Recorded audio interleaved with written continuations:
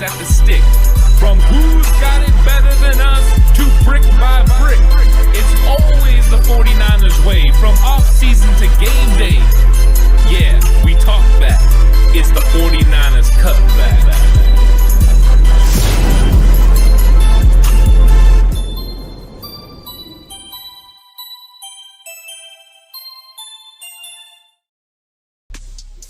It's 49ers Cutback Podcast time. Welcome to the show, everyone. Really excited to be going live. I haven't went live, yet this week, and I'm excited to do that. And we're going to be talking all about training camp. So if you got questions, leave them in the chat, and we'll make sure that we get to those questions because training camp was so awesome today. Getting to watch the players out there in pads, getting to see how they were going to react for their first one-on-ones with pads, and how physical some of the players were going to be. Really excited to be able to talk about what I saw out there. And what I saw was a lot of players that were really standing out. And the 49ers have a unique set of players in certain positions where things really stand out. And I was sitting very close to Mr. Chris Kasarik and the defensive line. So I got to evaluate the defensive linemen close up, and it was a lot of fun. I got to take a look at CJ West and Alfred Collins and Bryce Huff. And I'll tell you this, some of these guys are absolutely insane with their size. But does the physical traits, what they do on the field, the technique match it? For the most part, yes. It was definitely a good practice to be a part of and witness up close because of some of the things that were going on. And we got to see CJ West kind of step up and elevate his game. Now that you got pads on, it's not just heavy hands, but it's a guy that's going in there and getting it done. And what's up to my guy, Joe, here in chat? He says, Ant, love your show. Don't sleep on Mykel Williams pass rushing. He's going to dominate. And, that was one of the things that was definitely evident watching Mykel Williams was the hand usage. Mykel Williams was doing a really good job with technique, and it's all tied together with how you use your hips and how you generate your power. It doesn't just come from your handwork or your upper body. It has to generate from the bottom part of your body as well. And if you don't engage your hips, you don't engage your legs, you're not going to have as much intensity in your blows, and you're not going to be able to move people when you hit them. But he did a really good job. I was very impressed with Mykel Williams, and I literally said, I turned and I said, hey, Mykel Williams, it's going to be pretty darn good. And that was one of the things that I definitely enjoyed about today's practice was seeing Mykel Williams up close and seeing some of the things he did. Now, I did notice that when he was going through drills, he definitely looks more comfortable rushing from the inside. You could tell that when he was lining up in a 4-eye and they were going through some of those drills, you can tell that's what he did at Georgia because it was on display. He was definitely more comfortable inside. As soon as he went outside into the wide 9, well, it changed a little bit. It's not that it's bad. It's still good, but it's not as comfortable for him. You can tell this guy's in a different type of situation. But between reps, he's back there. He's talking to Bosa. They're working on things together. He's really taking everything he possibly can in so that way he could get better. So it has been good to see Mykel Williams be able to do that and be able to elevate his game. So a lot of fun watching those guys out there. And in this episode, I'm going to be talking about all the big-time standouts. Mykel Williams, he's one of them, but there was a lot more as well. And the defense definitely showed up, and this is what's going to happen. The ebbs and flows of training camp. You're going to have guys who step up and guys who don't. But it's going to be a lot of fun to talk about in this episode. Please like and subscribe to the channel if you haven't already. If you're listening on audio platform, 49ers Cutback on Believe Network, please give it a 5-star rating if you feel like I deserve it. And if you are going to bet with Bet Online. Bet Online continues to be your number one source for all your sports betting action. And with baseball season in full swing and football season around the corner, Bet Online has more ways to stay in on the action with the latest odds, news, and scores, even live in-game betting. From MLB, UFC, to tennis and NFL futures, Bet Online remains your choice for sports wagering info. In between games, head over to the Bet Online casino with all the top Vegas-style games, including poker and live casino. Head to the website today and take advantage of their industry-leading VIP program with level-up bonuses and weekly cash boosts. Bet Online, the game starts here. And continue to go through chat and put some things in there. I'll make sure that I get to those. Joe is continuing to put things in chat. He says, Russell Gage has impressed me, so has Jordan Watkins. And Russell Gage is very impressive.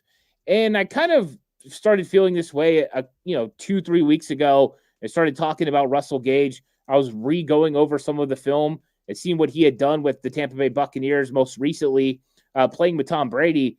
And I kind of saw a player that I felt could benefit from playing in Kyle Shanahan's scheme, playing with Brock Purdy. And I think that has showed up. And Russell Gage was out there again, making some plays, one along the sideline. Not sure if he got his feet in, but it was a tremendous circus catch in tight coverage. And Russell Gage has continued to be one of those guys that steps up and continues to play well. So, Joe, you're on it. He definitely has looked good so far. And that's really easing some of the tension when it comes to the wide receiver needs. And the 49ers, they signed Eli Apple. And of course, on the episode I put out this morning, I talked about the fact there was going to be a corresponding move for the 49ers. What would it be? Well, it's Quintez Cephus. So Cephus was here after the injuries to wide receiver. Now that Ricky Pearsall's back, now that you had to bring on Eli Apple to fill in for Renardo Green, Quintez Cephus is gone. So 49ers make a move at wide receiver, and you need guys to step up. Well, it's a little bit easier when you have veteran players like Russell Gage who are playing well. And Russell Gage is getting some snaps with that first unit. So he's doing a very good job of playing. Now, the guy who stood out the most to me, and I'm not saying he stood out the most in just team drills, because I thought he did pretty good in team drills as well. But when I was watching individuals of each position, I tried to do the best I could to kind of spread my view around and keep an eye on every single grouping as they're going through drills. And it's a little bit more difficult, right? They're spread out, but you're looking for what's this group doing? Okay, that's an important drill to watch. And the defensive line being right there were some important drills right in front of me. And I have to say, Bryce Huff was so impressive in person. Just absolutely so impressive. His speed is different level. And Nick Bosa's fast off the line of scrimmage. Nick Bosa does a good job of GTFO and for Coach Chris Kasarik. But there is a next level to Bryce Huff getting off the ball. Now, is his technique as refined, as skilled as Nick Bosa? Does he engage his hips the same way? No. But when you watch him bend the corner, he's got a bend that not any of the other 49ers have. He's special that way. The way that he bends the corner and flattens out is just spectacular. I am a huge fan of Bryce Huff, especially seeing it in person, seeing the handwork, seeing the technique, seeing how he was able to turn the corner, play on his edges, the ankle flexibility, the hip flexibility. It was really good to see. And some of the plays he made in 11-on-11s as well, play out in the flat, he comes flying from his defensive end position and smacks the tight end, Ross Dwelly. It was impressive. So I thought that Bryce Huff stood out in a big way. And I don't know how Bryce Huff flies under the radar, but I think he does sometimes. But when you get into these situations where he gets to be the pass rusher that he is absolutely fun to watch. I was very excited to see that Huff is doing so good. It was impressive. Fill in here with the hashtag TCC. And I think that is one of the key elements to this practice was how good the defensive line looked. It wasn't just Bryce Huff. And that's why I'm excited to talk about all these guys. But one thing the 49ers have needed was an absolute closer. They have Nick Bosa, and you want to have another guy that can close. Bryce Huff is that guy. I'm telling you right now, if the 49ers force 3rd and 7s, 3rd and 8s, Bryce Huff is going to be a problem. And so that is something that we're extremely excited about, is Bryce Huff being able to go out there and make some plays. And I think he's going to be doing that. And Big Brick 84 says, good to hear about Huff. It's great news. Bryce Huff, this is what we need right now. It's like, stay healthy, Bryce Huff, because this is an element to the 49ers game that they have been missing since D4. They haven't had that guy that could finish opposite of Bosa. They have it now. And watching Mikael Williams and his skill set in person and watching Bryce Huff come in and do the pass rush things that he does, it's a excellent tandem together. And it's really good to see. That's what we're hoping to see is these guys continue to step up. And Joe says D Winters is also looking good. Yeah, D Winters is also on my list of big time standouts. So D Winters is probably going to get the most publicity for the second interception of training camp that he had off Brock Purdy. It was a great play, and that's what you expect from D Winters. But I'm telling you, the most impressive play that D Winters made in training camp today was an 11-on-11 work where he sprinted to the outside and ran down Isaac Garendo. And when I tell you that he had a beat on Garendo the whole time, he did. He read it. He got downhill. He got exactly where he was supposed to be, and he squared up Garendo, and that's a 4-3 guy. I thought to me that he was impressive in a lot of areas. He looked like a heat-seeking missile. He was flying downhill in the run game. And that's one thing that also, as far as a team element, this 49ers defense was really good against the run. They were filling gaps. The run fits were pretty good. Yes, there were times where there were creases, and you can tell when Christian McCaffrey's running the ball because things that shouldn't happen. Everything is closed up, and all of a sudden Christian McCaffrey finds a hole on the backside and scampers for 5 yards. Those are the special elements to his vision and his game. But the overall run defense was far superior to what I've seen early on in training camps over the last couple of years. I would say under D'Amico Ryans, it was usually buttoned up really tight. They were very good, but yeah, it was looking good. And D Winters is a big reason why. His pass coverage is great. His drops in zone coverage are phenomenal. But now we're starting to see some of those elements where he's confident in what he's seeing from the offense, and he's pulling the trigger and going downhill. And it was one of the most impressive plays that I saw. It was really, really good. David Marazzo in the house, and he says, seeing Stout getting first-team reps is exciting. Yeah, Upton Stout had a good day of practice, whether it was in individual drills where he looked very comfortable. The hips looked very fluid. He had his foot in a 45, and he was driving. And I'm always breaking down the technique of, the lower half for these defensive backs. And I thought he looked very clean in what he was doing. But when it got to the 11-on-11s, he was out there and he was competing and he was making plays. And probably the biggest play that he made was covering Ricky Pearsall in the slot. And Pearsall had a little bit of separation, but not a lot. NFL-type separation. And Upton Stout closed on it like that. And that is the type of thing that you're looking for from your nickel corner, is that ability to close and then turn what could be a completion into a pass deflection. And Upton Stout was all over it. And that is the type of play you're hoping to get out of a young rookie where it kind of helped things out, because 49ers have been giving De'Amara Lenore more breaks. Renardo Green is missing from the outside. So they had Upton Stout playing the nickel corner, and they had Dallas Flowers and Trey Brown playing on the outside. And sometimes it was Darrell Luter Jr. as well playing on the outside. But Upton Stout manning that position, he looked really good. So he was another guy that stood out to me and was on my list of big-time standouts.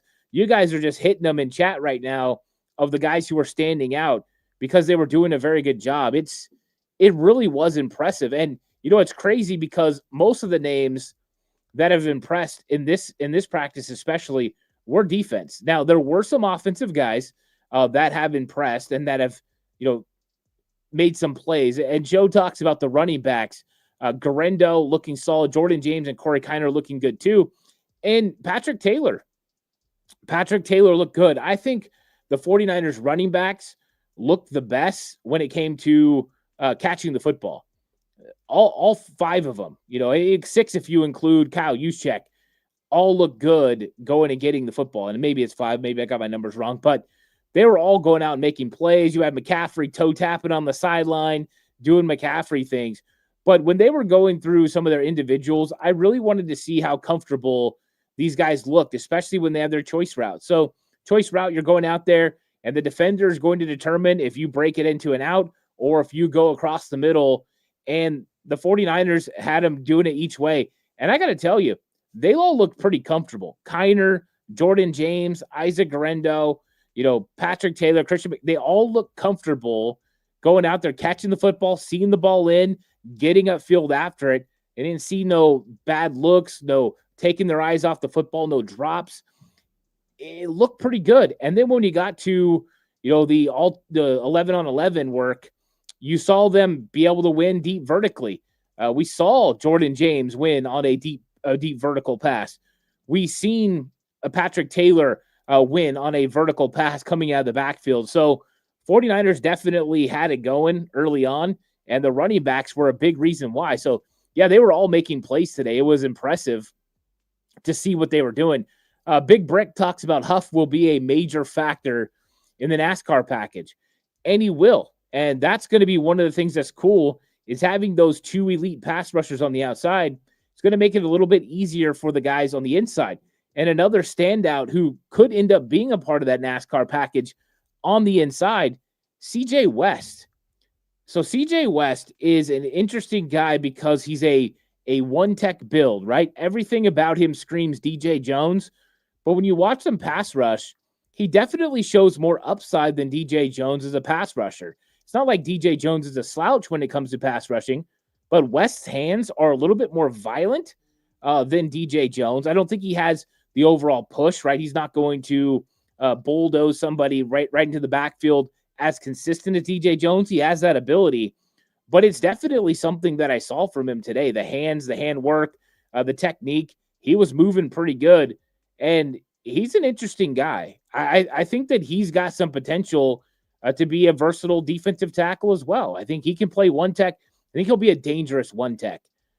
But I think he could also play three tech as well, which is your more predominant penetrator pass rusher. He showed some of those abilities. He's a big standout right now. He has the ability to stop the run. He has the ability to rush the passer. That NASCAR package is going to be really fun. And as Joe says right here, it's going to be very scary for opposing teams. And I think, you guys are correct. That's what it's going to be. These guys are good.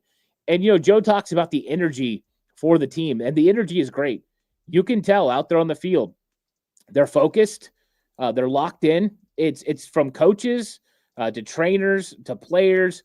Everyone is focused and locked in. It definitely has a different feel than it did last year. Last year was very going through the motions. And I didn't know if that was just because it was a very veteran-laden team. Sometimes veteran-laden teams will kind of go through the motions and go through the reps because they've done it so many times. It doesn't feel like that. There is a real energy because you have guys out there competing. Jacob Robinson, the cornerback, the undrafted free agent, out there knocking the ball away. He's getting up. He's pumped about it. And you can see these guys are fired up to get out there and make plays. So huge to see these guys and the energy that they're being able, to produce out there. It's been fun. And Khalil says, I heard Mikel knock Trent Williams off balance on a rep. Yeah, there was a few times that players got knocked down on or knocked around on reps. The one-on-ones were kind of interesting. I did get to watch the one-on-ones, offense and defensive line, and we saw guys end up on the ground a lot. Trent and, dealing with some of the things that happened in 11 on 11 as well. Guess what, guys? Mikel Williams, Nick Bosa, Bryce Huff, they're going to get Trent sometimes, and Trent's going to get them a lot of the times. But remember, it's the first day of pads. But Mikel Williams, he looks like all that. I mean, the dude has got something there, right? Heavy hands, pretty good movement. I would say still like we thought, the evaluation a little stiff in the hips a little bit.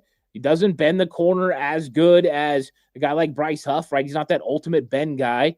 But there's other ways to win, wrist control, the way you use your hands and technique, firing that lower half and getting some of that power.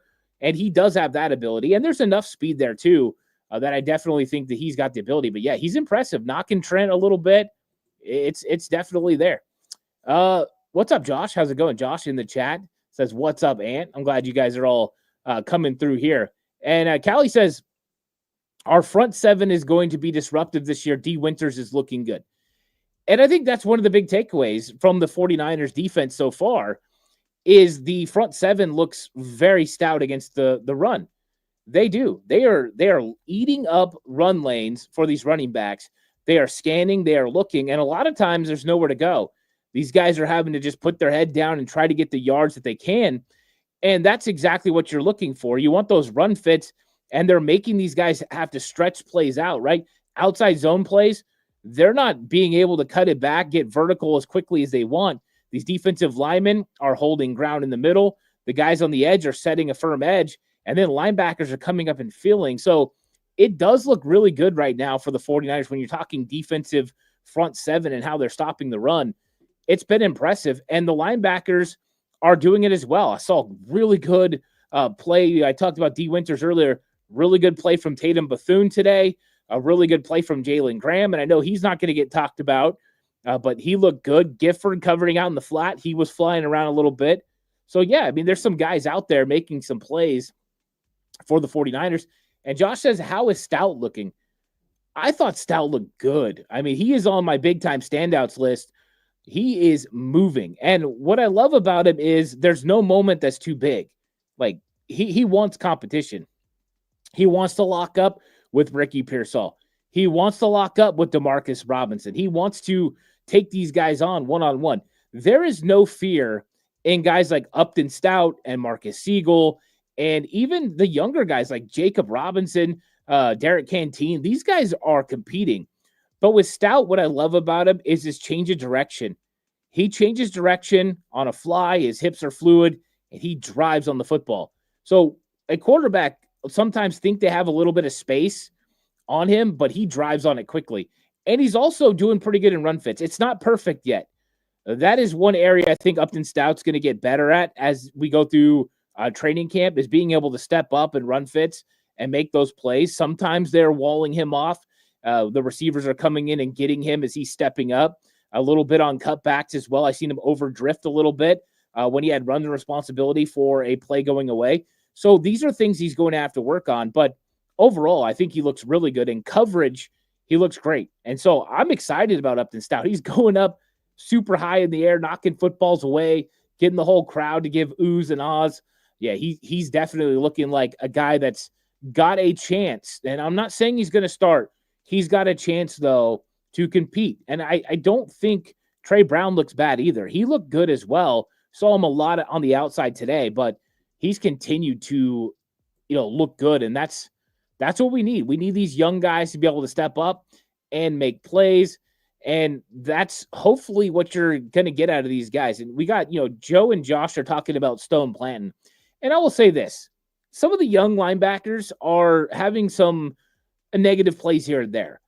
And Stone Blanton is, but he's not the only one. There are other linebackers that were struggling with some of the drops and some of the footwork today, including Nick Martin. Going through drills, they were really working with him because some of his footwork was a little clunky and a little bit off. Now, I got to give him credit because he got it figured out, and then he did it right after that. And that's the key. Can you be coached? And I thought Nick Martin did that. And then he showed some plays where he flew around. He made some plays in coverage. He also did some good things in the run game. So you're still seeing some of these young guys learning and making mistakes when they're going through drills. In fact, Alfred Collins got screamed at by Chris Kasarik on a play where they were working on pullers going, and he's got to go with the guy, and he just let him go and tried to go upfield vertical, and Coach Chris Kasarik was screaming at him, go get him, get after him, and then they made him come back and do the rep again. Alfred Collins did it a lot better the next time. So you're seeing the young guys get coached up. I love that. But you're seeing the potential in those young guys as well, which is exactly what you're hoping. What's up, Benjamin? He says, hey, Ant, thoughts on safety play?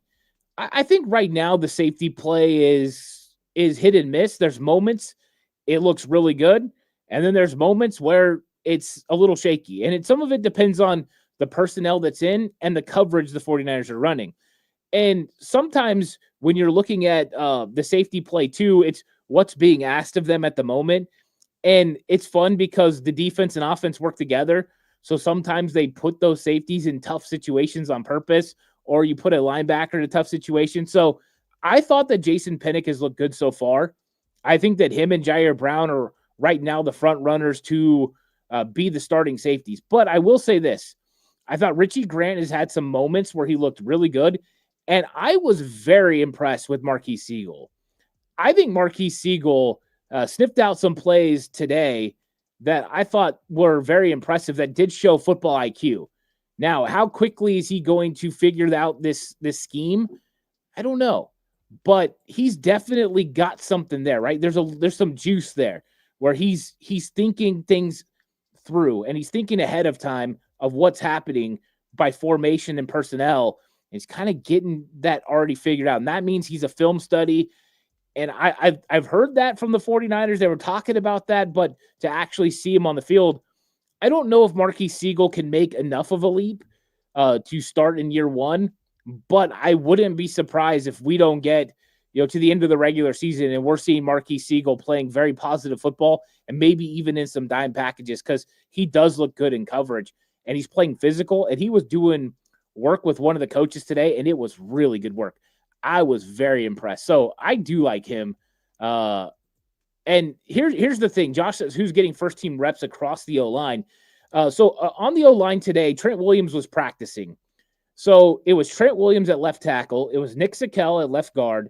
Then you had Jake Brendel at center. Right guard was Dominic Pooney. And right tackle was Colton McKivitz. That was our first team offensive line across the board. Spencer Burford would come in with the second unit. Connor Kobe was the second guard. Of course, Ben Barch is out. So he was handling that. Matt Hennessy was the center. Right guard was, I'm going blank. Let me see. I'll look him up real quick because I don't want to miss out on. It was Zach Johnson. Zach Johnson was getting the second team reps at guard, and then right tackle, it was Austin Pleasant. So that was the second team. The third team, it was Nugent, and those guys. And, the third team was definitely struggling with the 49ers backup defensive line. That's for sure. It didn't go as well as they were hoping, but that first team offensive line is interesting, Josh, because Nick Sakel, I thought did pretty well. Again, he's anchoring well in the pass game. I don't think right now that O-line is getting enough movement when it comes to the run game. And it's not just that it's one player in particular, but it's kind of the whole unit. And we know the 49ers invested a ton in stopping the run on defense. And today they were working on a lot of their play action install. And so they did have the run game and then the play action off of it. And I felt like the defense was stuffing the run. But when the 49ers ran play action, it was very successful. And that's why George Kittle had the big scamper for a big-time play. Demarcus Robinson had some big catches. Equanimeous St. Brown had some open opportunities. So I thought that even though it didn't work out as well for the run game today, for the offense, I thought that when it came to the pass game off of that, install-wise, it really worked out. So that's the group right now for the 49ers, and it's going to be fun. Big Brick says, Ant, what do you think of Mason Pline? Do you think he is capable of beating out Dwelly for tight end 3 spot? I'm thinking Pline will be a better red zone target for Purdy. So I did watch Mason Pline a lot today because I am curious about it. I wanted to see how much he developed from last year. I will say it's a day and night difference between Mason Pline last year and Mason Pline this year. He knows what he's supposed to do. He knows where he's supposed to go. He runs the right routes. So it's a huge improvement for Mason Pline. I'm not overly impressed right now with any of the tight ends that were tight end 3, beyond. I think that every one of them have showed moments. Brandon Willis has had some moments where he's looked good. I thought Mason Pline has as well. Ross Dwelly, I don't think he really had great moments today. And Jake Tungus, the same thing. But I think that Braden Willis and Mason Pline definitely are in competition to see who could be tight end 3. And could Pline do it? Yeah. All he has to do is continue to build on what he's doing right now and have a good preseason. If he has a good preseason, there's a chance Mason Pline could be tight end 3. I still think it's a huge reach for whoever that's going to be. But I think when you look at the guys, Pline probably has the most upside, and then Braden Willis after that. And so it is easy to get a guy like Ross Dwelly who you can release to your practice squad, so you don't really have to worry about him. So deciding which one of the young players you want to keep is probably the biggest decision. And I didn't think Mason Pline was going to be as good as he is right now. So I'm a little bit optimistic, but I still wish they had a way to address that tight end 3 position. I do think it's a position they need to handle. Josh says, what about Jordan James? And Jordan James looked really good running the football, but he looked really good catching the football as well. Explosive play down the field, got behind the defense, caught it, took it to the house, made a really good jump cut as soon as he caught it. I thought that was very impressive. So he's looking good. The vision looks good. There wasn't a lot of run lanes for Jordan James or for Corey Kiner. And so it was a little bit of a tough bag for them to be able to find some lanes and holes to run the ball. But I thought they were making good decisions when they need to get vertical and not suffer a loss. They did. And so overall, I thought they did a pretty good job. But from what I saw from Jordan James today, I didn't see enough to say, oh, yeah, this dude's vision is, up there where we believe it can be. But he looks quick. He looks agile. And so I was definitely a fan of what I saw, from him out there. I think he's definitely a guy to watch this year. I think that he can, make some plays. And no, actually, Josh says James way better receiver than Kiner. I don't think so. I thought that both of them were pretty good. I think that Kiner is probably not as fluid as Jordan James. Jordan James looks more like a natural receiver right now, but I definitely think it's a little bit closer than that. But James is smooth. Just watching him catch the ball in the out, the focus on the football, getting upfield, it was pretty solid. And so I think that right now Corey Kiner and Jordan James are pretty close when it comes to receiving game, which is a little bit shocking. I thought Jordan James was going to elevate a little bit, but I think both of them have a shot to make some plays for this team. Benjamin says, did Luke Farrell look as the blocker he was billed as? Yeah, I think right now he does. He's definitely, making those blocks. Now, one of the things about Luke Farrell that's a little bit different than what you were getting beforehand with other tight ends, right, that played in this system was you're not getting the movement.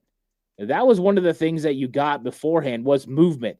And what I mean is when they would hit at the point of attack, they would get some movement where they would push a guy, a yard or two back. You don't see that as much from Farrell. It's more subtle. He does make the block. He does get in the way. He does prevent the defender from getting there. But it's not as good as it was with a guy like Charlie Warner. Charlie Warner was a special blocker at tight end. So it's a little bit different, but it's effective. And we saw a little bit of the move stuff from him, but we haven't seen a lot of it. That's what I'm excited to see when they get into a lot of the move and the wham and getting some of these traps and blocks that he can go ahead and handle and what that looks like in the run game. Right now, they're still in their install process, and where they're at right now is going to play action. So we saw the pocket move a little bit today, and that's a lot of fun to see. So I'm excited, about him blocking, but it's like Josh says right here. Jennifer Lee Chan posted a video of him running routes. Boy is slow. It's not the receiving game that's going to get it done for Farrell. That is for sure. That is not what he's about. And so, yeah, you're not going to see that from him pretty much. The whole season. That's why I've been saying I think they need a move tight end. Braden Willis, Mason Pline, those guys are move tight ends. Maybe one of them does it. Big Brick 84 says any crazy matchups in the trenches show up today now that pads are on. Well, I'll tell you one I saw, and I saw a bunch, but the centers for the 49ers, not named Matt Hennessy. Hennessy has a little bit of an anchor, but I thought that especially when the backup center got in there, and I blanked on his name, Drake Nugent. He really struggled a little bit when it came to dealing with CJ West and dealing with those bigger guys. And another guy that was getting a lot of push up front was Sebastian Valdez, the undrafted free agent out of Washington. He was also getting some movement. So I think that, yes, that is some of the matchups that were a little bit of a struggle. Alfred Collins wasn't as effective inside when it came to generating pass rushing one-on-ones, but he was moving people and walking them back a little bit. Dominic Pooney struggled with CJ West today, and CJ West was just a problem in general. Dominic Pooney's your best interior pass blocker. And CJ West really got underneath his pads and got him back on his heels, and that's what started the whole problem for Dominic Pooney. Now, remember, it's one practice. It shows West ability. It doesn't mean something's wrong with Pooney, but let's see what happens next time they match up. Maybe Pooney is going to be able to reset and get him. So Yeah, I'm excited about those guys battling. It's going to be fun. That interior part of the offense and defensive lines are going to be battling all year. And that's exactly what we're hoping for. Another guy that stood out, or actually I'll bring up a couple of veterans who stood out to me. Dallas Flowers continues to impress. And there were some more impressive plays today. You're going to see the one where he locks down Jordan Watkins. The 49ers social media group is putting that out there, and he did. He locked him up. But what we're noticing with Dallas Flowers is the length and the way that he kind of sits in zone coverage. He's got a good feel for it. And the length allows him to go up and knock the ball away and take away some of the open windows that a quarterback thinks he has, number one. But he also shows the ability to cover in man coverage. And I think that's an exciting thing for the 49ers. They do have some corners that have proven they can cover in man. De'Amari Lenore, Renardo Green, Trey Brown, who did it a lot in Seattle, Dallas Flowers. And so that's an exciting thing. You don't want to run man coverage all the time, but when you need it, you want to be able to be successful. I think Flowers is now starting to get people's attention. He's in this competition. Dallas Flowers is a legit player to make this team. And if you've been listening to the channel for a long time, I've been saying it, it's showing up on the field. So pretty excited about him. And then Demarcus Robinson is impressive.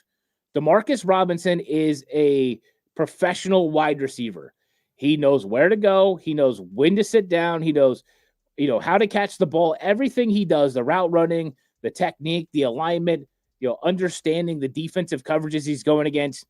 He is phenomenal. I just really thoroughly enjoyed watching him. It's impressive. And that's one of the things I love to see is guys who are out there who are just excelling at key positions. And he's definitely doing it at a wide receiver. And he needs to be successful. The 49ers need guys at wide receiver that can make some plays. Josh says, any Russell Gage news? Russell Gage, I saw him out there today. I mean, he was, once again, he looked comfortable. He looked like he was a guy that was going to, be a starter. I mean, that's how he carries himself as a guy that's a starter. It's so funny because he's up there getting reps with team, first team, second team as they rotate through.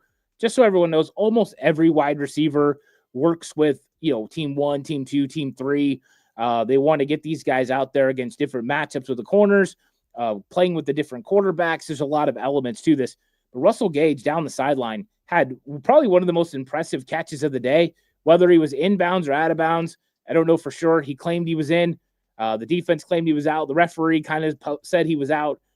I thought it was a tremendous play. But Russell Gage continues to impress for the same reasons I talked about Demarcus Robinson, the route running, just knowing what he's supposed to do. That's what Gage does. And I think just making some of the plays that he makes has been impressive. So, yeah, I'm liking Russell Gage. I think he's got an opportunity to make this team. He's been very, very comfortable. So huge fan of what he's doing. And he is. It's like Joe says, Gage is ready to contribute. And I think he is ready to contribute. And Big Brick says, who is your biggest sleeper guy to watch that may not be getting talked about much in camp so far? Well, normally I would just tell you it's Dallas Flowers because he's not getting talked about probably at all. And I don't know why. I finally seen some stuff. I know that Brad Graham from the SF Niners, I want to give him his flowers. He brought up Dallas Flowers, making a big play. And I think he got on people's radar. But another one that's going to probably get a lot more people's attention over the next probably couple weeks is going to be Jacob Robinson out of BYU. And I know that he's been on some guys' radar, but I'm telling you, he's a competitor. Now, size-wise, he's not going to impress you at all. He's one of the smallest cornerbacks the 49ers have. He's thin. He's not very tall, but the dude's a competitor. Everything about him screams, this dude's going to give everything he's got on every single play and try to make something happen. So those are some guys that I like. Flowers is probably the guy I think that's flying the most under the radar that's got a potential to make the biggest time plays. I like him. I like him a lot. And I think Flowers has got a shot. Like Josh said, no talks about Flowers, very scarce. And I'm in on it. I'm a fan. Lou says, did you say anything about Zakel? Yeah, Zakel, he did good when it came to anchoring in pass protection. I still don't know exactly where he's at with the run blocking. It was at times effective and at times ineffective. Today, the first day in pads, I think we're going to find out more as we go through camp and get into the preseason, but it does appear that he is going to be able to hold his own when it comes to pass protection.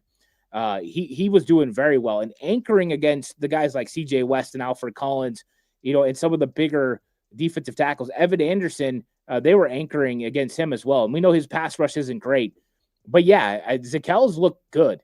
If you look at this offensive line right now, minus Jake Brendel, they are very large. I mean, these are very big individuals. Nick Zakel is taller than Trent Williams, which is crazy. So as far as size, they look at Zakel's pass protection's there. The run blocking is still the question mark. And I don't know if I've seen enough yet to say, oh yeah, Zakel's fixed it. He's going to be a better run blocker. And that will be something that is going to hold up his opportunity to start. So remember that too, when you're watching, or hearing about these guys, is that yes, the one-on-ones, it's all about pass protection. A big element to the 49ers game is run.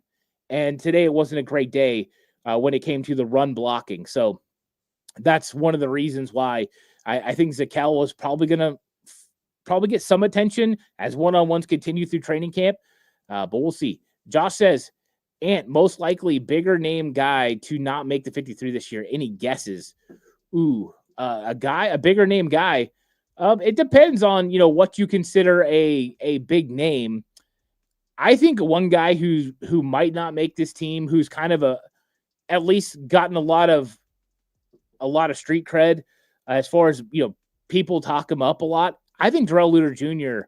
has a shot to not make this team. And I know he's not really like a big name per se, but I think that he's running a risk. They're trying to give him an opportunity to compete. But I think that he's one that could be a little bit in trouble when it comes to making this team.